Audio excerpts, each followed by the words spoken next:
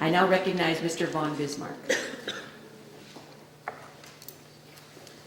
Thank you, Madam Chairwoman Bordello, for the opportunity to testify before this subcommittee. We speak today of a problem that, as the composition of this panel demonstrates, unites a diversity of stakeholders in a common concern.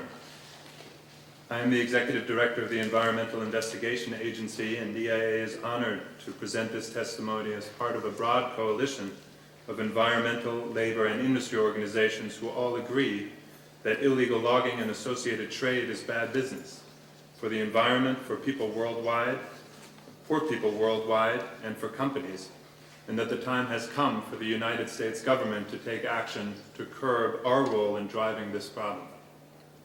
The Environmental Investigation Agency is a nonprofit organization which has worked 23 years to investigate and expose environmental crimes and advocate for lasting solutions.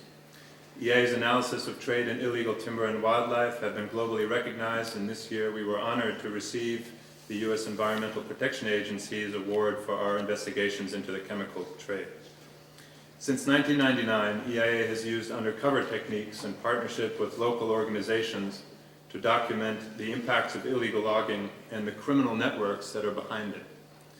Our experience has shown us unequivocally that illegal logging, which causes the most serious environmental and social harm, is driven by international trade, and that any solution will therefore require action from consuming nations such as the United States. These findings are collected in our report, No Questions Asked, which we have prepared for this hearing.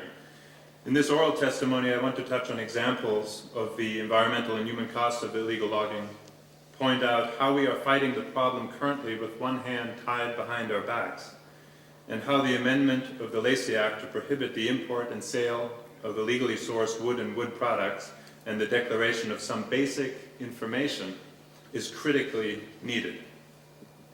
Illegal logging has a devastating impact on our global environment, as pointed out earlier by Representative Blumenauer. But perhaps some of the most destructive impact of illegal logging is on human lives and society.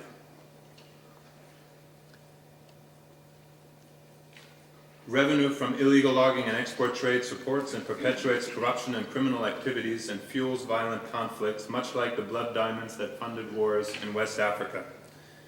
Honduras is one of many countries where illegal logging is a crisis for the country's environment and society. For more than a decade, the grassroots environmental movement of Olancho has opposed logging on their community lands by companies owned by Lamas, Noriega, and other barons. Between 1996 and 2007, 8 members are alleged to have been killed for their activism. Last December, Geraldo Zuniga and Roger Ivan Murillo Cartagena became the latest victims, put up against a town hall wall and shot. At least 6 members of the organization had fled the country over the past year, fearing for their lives. The government itself estimated that in 2006, 1 million board feet of mahogany were extracted illegally, as this slide points to.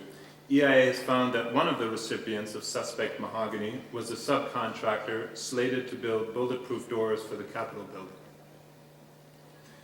In Indonesia, also, the crimes are not only against the forest, but against people. Among the world's most infamous timber barons EIA has investigated is Abdul Rashid, whose company ordered an attack on investigative journalist Abi Kuzno Nakran, shown here, after his information led to government seizure of 3 illegal timber shipments. Abi Kuzno was hijacked on the road by a gang of hired thugs who hacked him with machetes in the back, arms, and head and left him for dead. All cases against Rashid, the timber baron, have been dropped, and his empire is building. Despite the law that makes sawn timber exported from Indonesia expressly illegal, U.S. trade data shows that over 1,500 shipments declared on customs forms as Indonesian sawn timber worth some 30 million entered U.S. ports between November 2004 and November 2006. That's more than 2 shipments a day. Indonesia's environment minister has publicly pleaded with consumer nations to stop buying Indonesia's illegal timber. The trail of this timber, Madam Chair, goes through organized crime. This is a short excerpt of an undercover meeting with Frankie Chua, a member of a major Southeast Asian timber cartel.